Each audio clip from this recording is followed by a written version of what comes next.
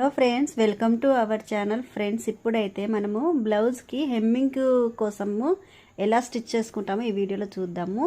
క్రాస్గా అయితే క్లాత్ అనేది క్రాస్గా కట్ చేసుకోవాలి, అప్పుడు మంచిగా సాగుతుంది అన్నమాట. ఇలా చూపించినట్టుగా అయితే అటాచ్ చేసేసుకోండి, ఓకేనా. ఇంచు కంటే కొద్దిగా ఎక్కువ, ఇంచున్నర కానీ ఇంచు పావు ఉన్నా పర్లేదు. చూపించినట్టుగా మంచిగా పావించు మార్జిన్ తోటి అయితే స్టిచ్చింగ్ చేసుకుంటూ వచ్చేసేయండి, ఓకేనా. ఎంత కావాలో అంత సాగదీయొద్దు క్లాత్ అనేది, ఓకేనా.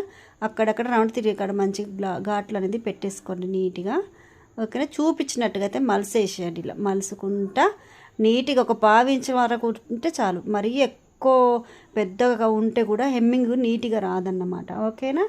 అయితే ఫస్ట్ టైం వీడియోలు చూసినట్టయితే లైక్ చేయండి, నా ఛానల్ సబ్స్క్రైబ్ చేసుకోండి. మీ వాళ్ళకి ఎవరికైనా ఉపయోగపడుతుందంటే అంటే తప్పకుండా షేర్ చేయండి.